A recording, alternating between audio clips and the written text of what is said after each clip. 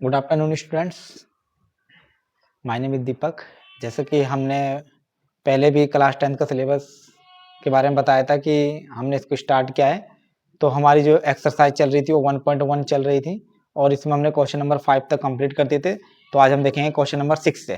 तो उससे पहले आप मेरे चैनल को लाइक करें, शेयर करें और सब्सक्राइब करें, ठीक है। तो आज देखिए हम क्वेश्चन नंबर 6 करेंगे। तो क्वेश्चन नंबर 6 से व्याख्या कीजिए कि 7 गुणा 11 गुणा 13 प्लस 13 और 7 गुणा 6 गुणा 5 गुणा 4 गुणा 3 गुणा 2 गुणा 1 प्लस 5 भाज्य संख्याएं क्यों हैं।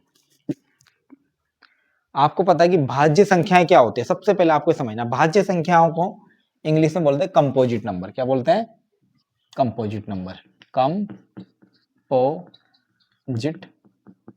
नंबर्स।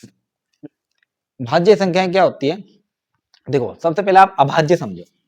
अभाज्य क्या होती है पहले इसको समझ लो, तो आपको समझ आएगा भाज्य क्या होती है। अभाज्य संख्याएं क्या होती है पहले इसको समझ लो।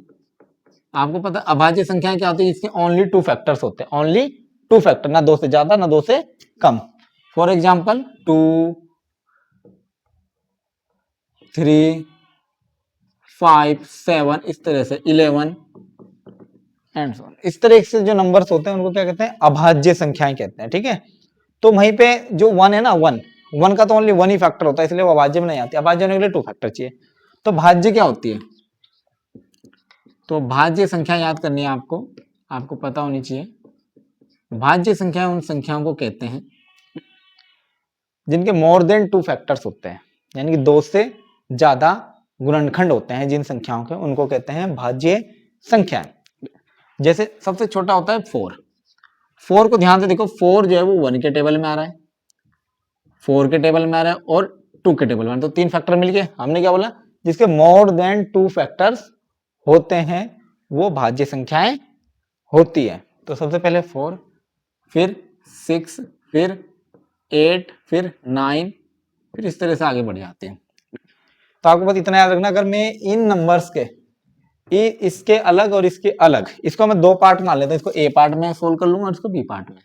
अगर मैं इसको दिखा दूं कि इसके 3 फैक्टर हैं या 3 से ज्यादा फैक्टर्स हैं, आपको ओनली 3 दिखा दो तो भी काम चल जाएगा। तो आप कह सकते हो ये क्या है? भाज्य संख्या है, ठीक है। उन 3 फैक्टर में तो हो सकता है एक 1 हो, एक वो खुद और एक कोई अदर नंबर भी हो, ठीक है। तो देखो यहां से सॉल्यूशन शुरू करते हैं। तो पहला नंबर को मैं ए पार्ट मान लेता हूं, इसका क्या मान लेता हूं? ए पार्ट। तो लिखा हुआ है 7 इंटू 11 इंटू 13 प्लस 13, ठीक हो गया। तो देखो आपको, देखो यहाँ 13 है, यहाँ भी 13 है। देखो यहाँ से क्या कॉमन आ रहा है? 13 कॉमन आ रहा है दोनों जगह से। तो देखो 13 कॉमन ले लो, ये आ गया 13 कॉमन।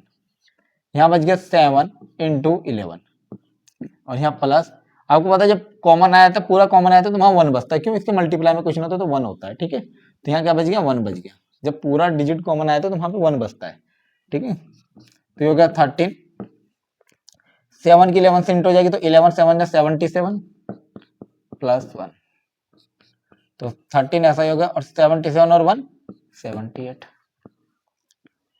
तो अब देखो ये जो नंबर आया ये 13 से डिविजिबल, ये मल्टीप्लाई में है। ये 13 से डिविजिबल है, ये 78 से भी डिविजिबल है और ये 1 से भी डिविजिबल है। तो 3 नंबर तो मैं दिख रहे हैं। और से तो ये देखो 72 से भी डिविजिबल होगा, ठीक है। बहुत नंबर मिल जाएंगे, लेकिन मोटे मोटे तौर पर हम देखें तो 3 नंबर तो हमें डायरेक्ट दिख रहे हैं। भाई क्या ये पूरा नंबर जो होगा ये 1 से डिविजिबल होगा? बिल्कुल होगा।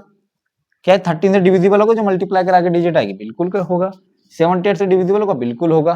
तो हमें यहाँ पता चल गया इसके भाई 3 से ज्यादा फैक्टर तो हमें नॉर्मली दिख गया। तो 3 से, सॉरी 2 से ज्यादा दिख गया ना 3, तो हम बोल सकते हैं क्या है? भाज्य संख्या है। तो हम लिखेंगे कैसे? तो लिखेंगे अतः इस संख्या के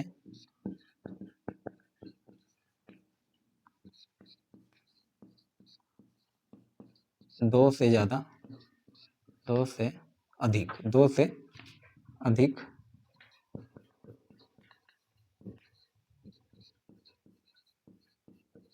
गुणनखंड है, गुणनखंड है, ठीक है।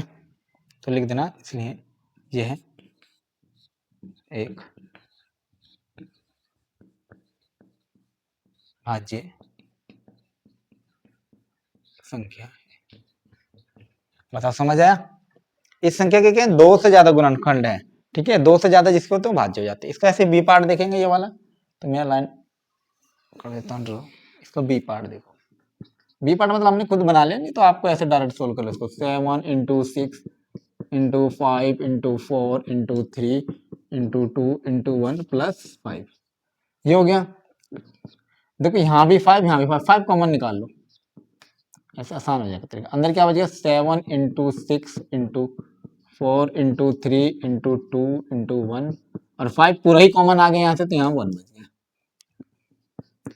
तो 5 ऐसा ही, इसकी इंटू करा दो। कैसे कराओगे इंटू, 3 2 जा 6, 6 4 जा, देखो 7 6 जा 42, और 4 तिया 12, 12 दूनी 24, इंटू में प्लस 1, 42 और 24 की गुणा कराओ, 4 दूनी 8, 4 चौक 16, 2 दूनी 4, 2 चौक 8, 8 का 6 4 10 की 0 यहाँ से लगी, 1 8 और 1 9 और 1 10, 1008 प्लस 1। तो देखो 5 ऐसा ही, 1008 और 1 कितना हो गया, 1009। यहाँ ये मल्टीप्लाई में, अब ध्यान से देखो आप, क्या ये नंबर 1 से डिविजिबल है पूरा, बिल्कुल यस है, 1 से सभी नंबर डिविजिबल होते हैं। ये 5 से डिविजिबल है, बिल्कुल 5 से भी डिविजिबल है, 5 के पहाड़े में भी आ रहा है, 5 कम 5। क्या 1009 से डिविजिबल है, बिल्कुल 1009 से भी डिविजिबल है। तो 3 नंबर मिल गया, मैं एक तो 1, एक 5 और एक 1009, तो 3 नंबर मिल गए। बाकी हमें देखने नहीं, हमें तो 3, ये 3 मिल जाए, 3 से ज्यादा मिल जाए। अगर हमें 3 मिल गए तो हम आ भी कह सकते हैं भाज्य हैं। तो मैं इसको लिख दूंगा, देखो एक तो 1 से डिविजिबल, एक 5 से और एक 1009 से डिविजिबल है, तो मिल गए 3 फैक्टर। तो आप बोल सकते हो अथे इस संख्या के 2 से अधिक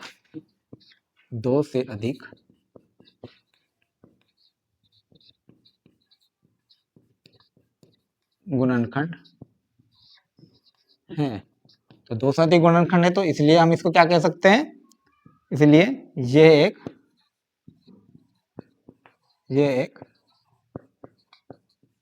भाज्य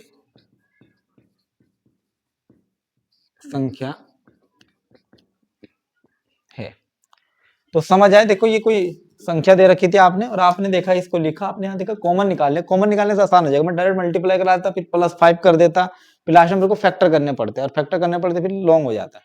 तो आप क्या करो, इसको कॉमन निकाल लो, फिर आपको दिखे बाकी को अंदर वाले को सोल्व कर दो, ब्रैकेट वाले को, फिर आपको यहाँ दिखे एक तो कॉमन वाला आ जाएगा, एक अंदर सोल्व करके आ जाएगा, तो 2 नंबर तो यही हो गया आपस में, ठीक है, और एक 1 हो जाएगा। इसको ऐसे समझो, जैसे मान लो 2 इंटू 3 है, ये बिल्कुल ऐसे लिखा हुआ है। तो देखो ये 1 से डिविजिबल है, ये 2 से भी डिविजिबल है, और ये 3 से भी डिविजिबल है। यानी कि आप समझो इसका जो प्रोडक्ट आएगा 6 आएगा। तो 6 को देखो 1 से डिविजिबल है, और ये 2 से भी है, 3 से भी है, और अपने आप से तो होगा ही जो भी नंबर आएगा। तो आप मोटा मोटा तौर पे ध्यान रखो, तो 3 फैक्टर ऐसे हैं। तो ऐसे ये 1 से, इससे भी है, इससे भी है, 3 मिल गए, तो आप बोल सकते हो ये क्या है, भाज्य संख्या है। तो आपको पता चला कि भाज्य संख्या कैसे होती है, ठीक है। तो देखो तो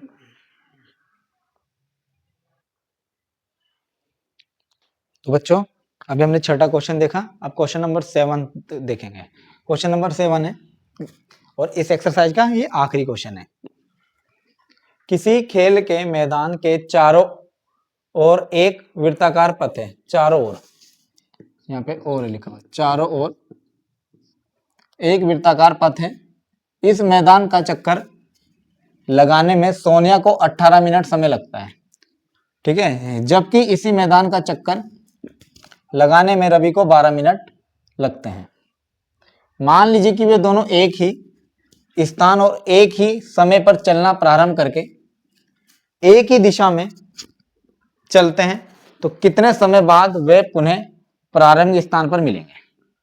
तो मैंने क्वेश्चन पढ़ा, अब देखो दोबारा समझो इसको। किसी खेल के मैदान के चारों ओर एक वृत्ताकार पथ है, कोई खेल का मैदान है, कोई मान लो सपोज कर ले कोई खेल का मैदान है, किसी भी शेप में ले लो, उन्होंने शेप नहीं बोला, ठीक है। मान लो ये अंदर खेल का मैदान है, इसके चारों एक वृत्ताकार क्या बना रखा है, इस मैदान के चारों, किसी खेल के मैदान के चारों ओर एक वृत्ताकार पथ है। ये कोई अंदर खेल का मैदान है और ये वृत्ताकार पथ है, ये इसको आप चाहे मोटा बना लो, चाहे मैं इसको समझाने के लिए छोटा बना रहा हूं, ठीक है। इसको मैं थोड़ा सा बड़ा कर देता हूँ, ये इस तरीके से बना देता हूँ। क्लियर हो गया? ये पथ है, इसके अंदर क्या है, ग्राउंड बना हुआ है। ठीक है, क्लियर हो गया? आगे कह रहा हूं, इस मैदान का चक्कर लगाने में सोनिया को 18 मिनट लगते हैं, जबकि इसी मैदान का चक्कर लगाने में रवि को 12 मिनट लगते हैं। कोई दो करेक्टर हैं इसमें, यानी कि दो हैं, एक सोनिया और एक रवि है। सोनिया को मैं एस लिख देता हूं और रवि को मैं आर लिख देता हूं। सपोज कर लो दोनों के दोनों इस डायरेक्शन में चल रहे हैं। आगे कह रहा है वो, मान लीजिए कि वो दोनों एक ही स्थान और एक ही समय पर चलना प्रारंभ करके एक ही दिशा में चलते हैं। मान लो इस बिंदु से चलना शुरू कर दिया दोनों ने, ये कोई पॉइंट हो गया। देखो इस पॉइंट से एक ही स्थान से चलना शुरू कर रहे हैं और एक ही समय पर चलना शुरू कर रहे हैं, दोनों के दोनों एक ही दिशा में चल रहे हैं। तो क्वेश्चन में बोला गया है तो कितने समय बाद वे पुनः प्रारंभिक स्थान पर मिलेंगे। सोनिया जो है भाई वो थोड़ा धीरे चलती है, इसको 18 मिनट लग रहे हैं। रवि जो है थोड़ा तेज चलता है, इसको 12 मिनट लग रहे हैं। ठीक हो गया? यानी कि रवि चला, मान लो ये दोनों के दोनों दिन के 1 बजे चले, सपोज बोलो दिन में 1 बजे चले ये, तो भाई रवि ने 1:12 पे एक चक्कर लगा लिया और सोनिया को 18 मिनट लग रहे हैं। सोनिया 12 मिनट में यही पहुंची, रवि यहां पहुंच गया। ठीक हो गया? रवि तो आ गया वापस, रवि ने दूसरा चक्कर लगाया, रवि के 2 चक्कर हो गए।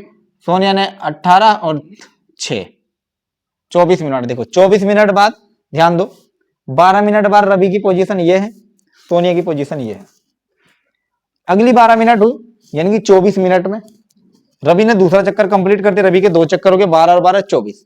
सोनिया कहां पहुंची? सोनिया ने एक चक्कर तो 12 मिनट में यहां पहुंची होगी, और 12 और 6 सॉरी 24 में यहां है ना ये, तो सोनिया को 18 मिनट तो यहां पहुंचने में लगे हैं, बचे 6 मिनट। 6 मिनट में सपोज करो यहां पहुंची होगी, तो सोनिया का एक चक्कर पूरा हो गया, थोड़ा सा और ज्यादा आ गया। रवि ने अब तीसरा चक्कर लगाया 12 मिनट का, तो 36 मिनट बाद 1:36 पे 1:36 पे रवि के हो गए 3 चक्कर। भाई रवि के हो गए 3 चक्कर। वही सोनिया घूमी, सोनिया ने पहला चक्कर लगाया भाई 18 मिनट में ही पहुंची, फिर 18 मिनट में आई वो, फिर 18 मिनट में यहां पहुंच गई। तो सोनिया ने भले 2 चक्कर मारे हों, सोनिया ने भले ही 2 चक्कर लगाए हों, सोनिया ने भले ही 2 चक्कर लगाए हों, पहुंची वो भी 36 मिनट में उसी पॉइंट पे, और रवि ने 3 चक्कर लगा दिए। हमसे चक्कर नहीं बोला गया कोई कितने चक्कर बाद मिलेगा, हमसे बोला गया कितने टाइम बाद मिलेगा। तो हम तो टाइम बताना है, तो भाई रवि ने 2 चक्कर लगाने पर उसी पॉइंट पे पहुंच गया, सोनिया 3 चक्कर लगाने पर उसी पॉइंट पे पहुंच गई, और पहुंची कितने मिनट में? 36 मिनट में पहुंची है। समझ आया आपको? इसको लिखना कैसे बोर्ड एग्जाम में, वो मैं अब आपको बताता हूं। ठीक है, तो आपको लिखना है, दिया है, क्या दे रखा है? एक चक्कर में सोनिया को लगा समय, ऐसे लिखो, एक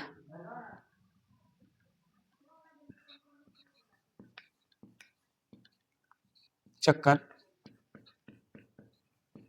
लगाने में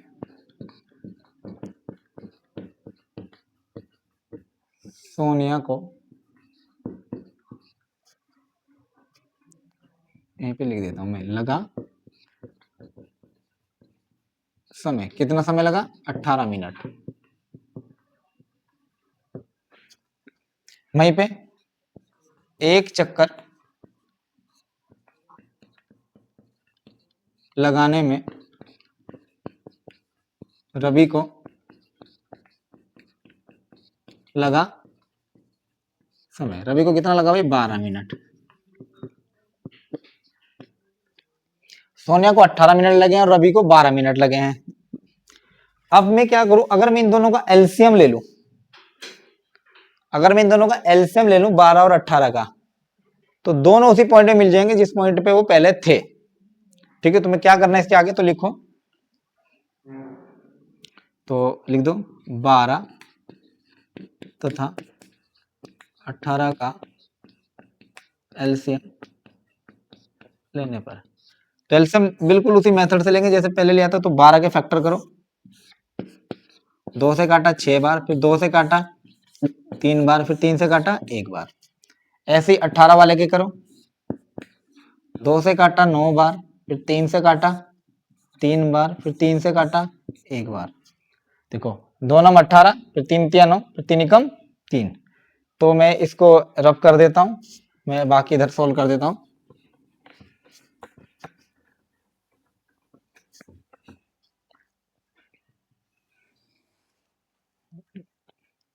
तो 12 के जो फैक्टर है वो क्या क्या आ गए, तो 12 के जो फैक्टर आ गए वो आ गए आपके 2 गुणा 2,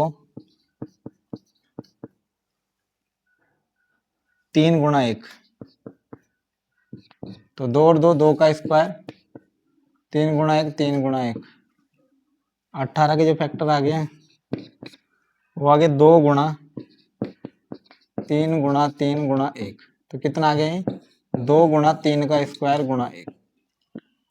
तो इन दोनों का एलसीएम ले लो,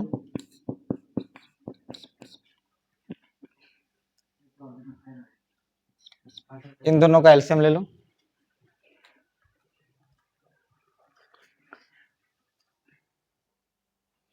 ठीक है, तो 12 के फैक्टर ये हो गए और 18 के फैक्टर ये हो गए। अब एलसीएम लेने में आपको बताया था, एलसीएम में क्या करते हैं हम अधिकतम घात लेते हैं, जो उभयनिष्ठ गुणनखंड होते हैं उनकी क्या करते हैं अधिकतम घात लेते हैं।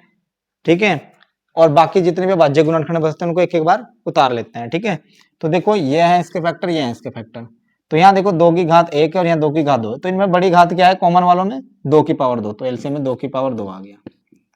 यहाँ देखो यहाँ 3 की घात 1 है और यहाँ 3 की घात 2 है, तो इन दोनों में तो बड़ी घात कौन है ये वाली है, ये 3 की घात 2 हो गई। बाकी एलसीएम में 1 को लिखो फर्क नहीं पड़ता क्योंकि मल्टीप्लाई करनी होती है। 2 का स्क्वायर 4 होता है और 3 का स्क्वायर 9 होता है, इनकी इंटू करा दो 4 नम 36, तो एलसीएम आ गया 36। तो आप बोल सकते हो लास्ट में लिख देना, यहां से लिख देना, ऐसे करके लिख देना लास्ट में। क्या बोला था, तो कितने समय बाद वे पुनः प्रारंभिक स्थान पर मिलेंगे, अथे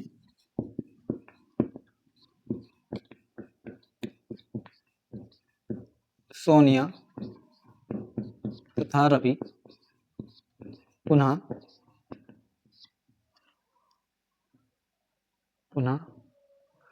कितने समय बाद वो प्रारंभिक स्थान पर मिलेंगे, पुनः अतः सोनिया तथा रवि पुनः 36 मिनट पश्चात अपने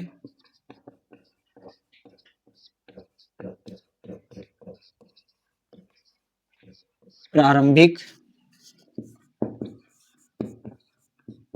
स्थान पर मिलेंगे। तो इसका ओवरऑल आंसर आ गया 36 मिनट। तो दोबारा समझो इसको, सबसे पहले लिखना दिया है आपको, क्या दे रखा है कि एक चक्कर लगाने में सोनिया को कितना समय लगा 18 मिनट, वहीं एक चक्कर लगाने में रवि को कितना समय लगा 12 मिनट। तो हम क्या करेंगे, दोनों को बस एलसीएम ले लेना है आपको लिखना है यहाँ 12 तथा 18 का एलसीएम लेना है, पर आपने एलसीएम आपने कर ही रखे हैं। तो 12 के फैक्टर करें इस तरीके से और 18 करें इस तरीके से, तो 12 के फैक्टर आ गए ये और 18 के फैक्टर आ गए ये। ठीक है, तो एलसीएम जब भी लेते हैं जो कॉमन होता है, जैसे ऊपर 2 की पावर 2 है नीचे 2 की पावर 1 है, तो जो बड़ी होती है वो एलसीएम में आती है।